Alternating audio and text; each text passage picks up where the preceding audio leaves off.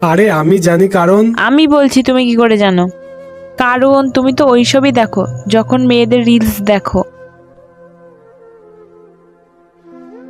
কি হলো, চোখটা তোলো, লজ্জা পাচ্ছ নাকি? নাকি যাদের কথা তুমি বলছিলে তাদের মধ্যে তুমিও আছো?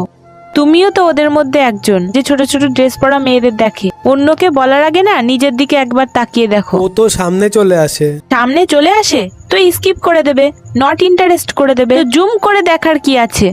অ্যাকচুয়ালি জানো, প্রবলেম রিল চলে আসে না, প্রবলেম তোমার চিন্তা ভাবনার। আমি তোমাকে এটাই বোঝাতে চেয়েছি, তুমি যেমন অন্য কারোর ব্যাপারে ভাবো, তেমন যদি আমার ব্যাপারে কেউ ভাবে তখন কেমন লাগবে? আমি জানি এই সমাজের মানুষ কেমন হয় আর কে কি নজরে দেখে। আর আমার কারোর অ্যাটেনশন পাওয়ার জন্য না ড্রেস নিচে করার দরকার নেই।